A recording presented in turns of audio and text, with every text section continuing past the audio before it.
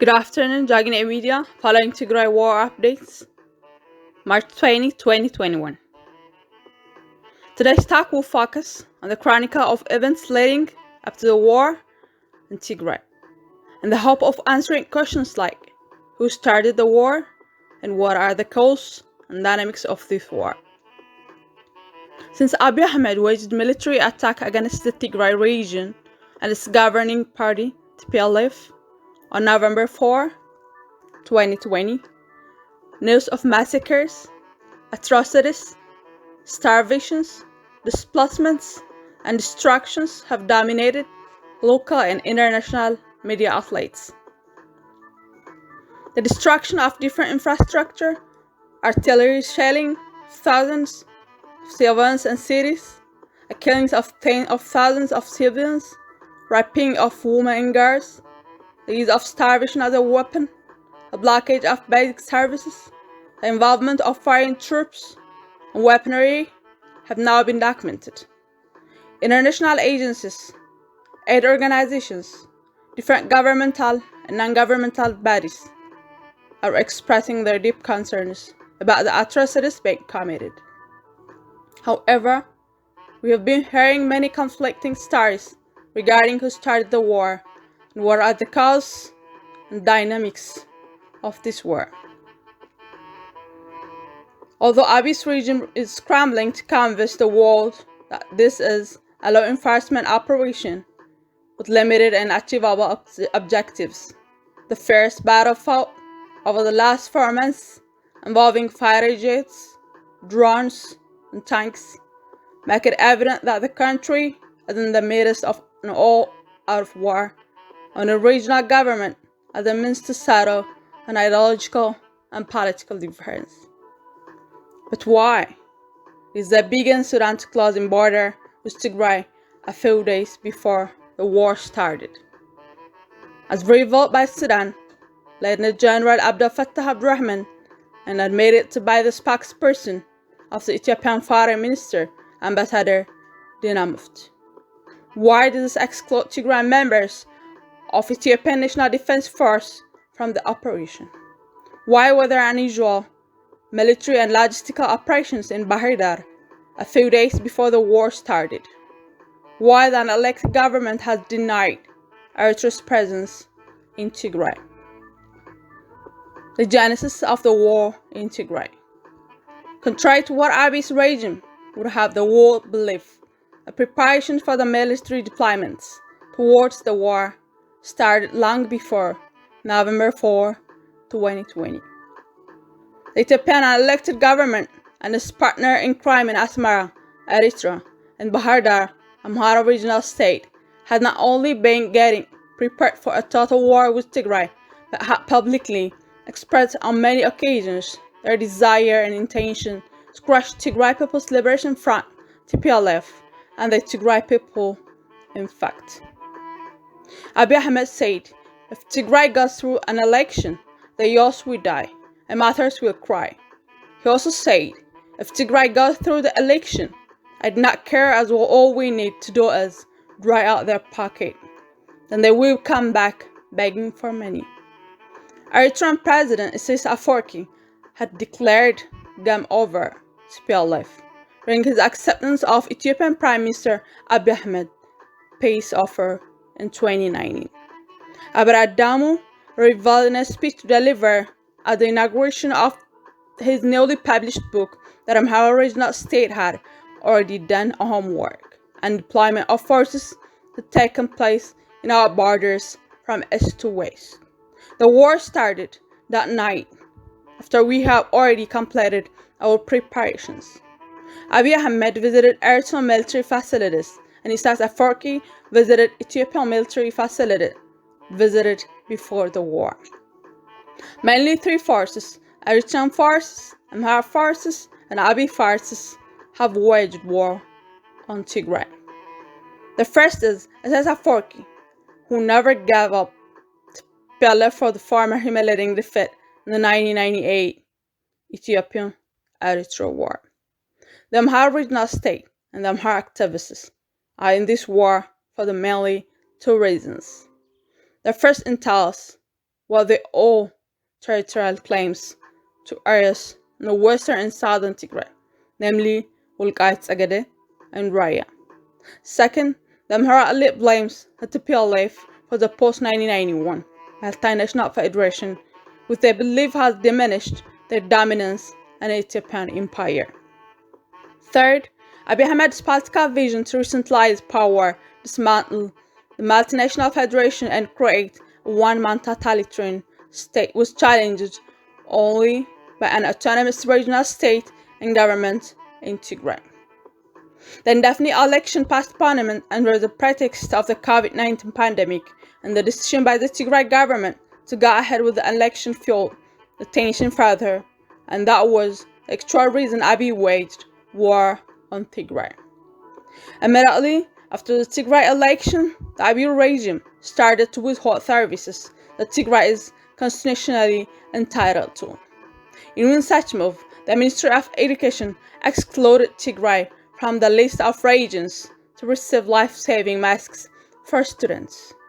The Abiy regime refused to help Tigray when it was hit by a heavy swarm of desert locusts, and also cut off food aid and food for work called SAFNAIDS, which is funded by international donors agencies. Finally, the federal government suspended and froze the annual budget for the Tigray regional state, and the regional state withdrew its representative at the federal level. Parliamentary and other high-level decisions were therefore subsequently made without representatives from Tigray. Abiy is trying to frame the continuing war as a rule of law operation, aimed at defending the constitution, but his declaration of war against regional state itself lacks a constitutional basis.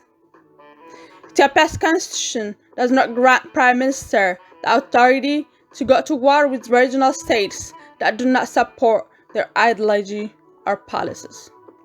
Abiy went to an all-out war with Tigray because he couldn't subdue the region and the TPLF in the same way he imprisoned opposition in Oromia and other places. It was this unholy Trinity's strategic convergence that fundamentally resulted in this tragic bloodshed. With the aforementioned reasons and intentions, the three actors have been mobilizing their forces to attack Tigray. The internet and telephone network were shut down to hide all the crimes from the international community. The timing of the declaration of the war met to overlap with the presidential election of the United States. Banks were systematically suspended and later loaded. Electricity and water pipes were shut down and finally destroyed. International media were blocked from entering Tigray. The government of Tigray. The government of Tigray, under the TPLF, had urged an international community several times to prevent a looming war and genocide in Tigray. Mobilization was not unnoticed. In fact, on 2nd November 2020, the European Union issued a statement warning Ethiopia and its neighbors to raise tension, eliminate inflammatory language, and abstain from provocative military deployments. Failure to do so risks destabilizing the country as well as the wider region. It's against this backdrop that the war in Tigray started on 4th November 2020. What is now happening in Tigray is not just a war, but a regional war that has involved regional and federal forces from Ethiopia, mechanized and regular forces from neighboring Eritrea, and military drones from the UAE, but in Eritrea as support. Tigray is now faced with a humanitarian catastrophe, an ethnic cleansing akin to Rwanda, and various human rights violations, war crimes, and crimes against humanity. This have been reported and documented by the UN, Amnesty International, Human Rights Watch, to mention but few. The Ethiopian elected government keeps on claiming that it is distributing much needed humanitarian assistance to the people of Tigray, but the facts on the ground point to the contrary. Even the federal government and post-interim administration of Tigray has expressed concerns that more than 4 million people are in need of critical humanitarian assistance. More than 2 million people are displaced, while the whereabouts of more than 1 million people in the western Tigray is unknown. In fact, the country head of the International Committee of the Red Cross in Ethiopia has clearly stated that 80% of the Tigray is unreachable. Tigray is not just starving, it's being deliberately and systematically starved. Moreover, there are credible reports of war crimes and crimes against humanity perpetrated by the Ethiopian army and the Amhara militia and Eritrean soldiers in Tigray. Gang rapes of women and girls are now common. Regardless of who started the war, however, nothing could possibly justify these heinous war crimes, ethnic cleansing, and crime against humanity. The way out. To begin with, immediately after the war started, President Cyril Ramaphosa, as the chairperson of the African Union, had named 3 distinguished states, people as his envoy to the war in Tigray. However, the Ethiopian Prime Minister rejected their plea for peaceful resolution of the conflict. After this contemptuous rejection, the Ethiopian government still insists that it's ready for an African solution to African problems. However, we still believe that the UN and the international community have the capability and moral responsibility to play an active role in preventing further bloodshed, genocide, and war crimes in Tigray. The UN and the international community should demand and pressure the Ethiopian region for the following key priorities: internationally monitored and verifiable withdrawal of Amhara and Eritrean forces from Tigray, unfettered and impeded and independent humanitarian and media access, independent UN-led investigations to the war crime and crimes against humanity and ethnic cleansing in Tigray, and bringing the perpetrators to justice. And finally, and fundamentally, an inclusive political dialogue, not only with the legitimate and properly elected government in Tigray, but also at a national level.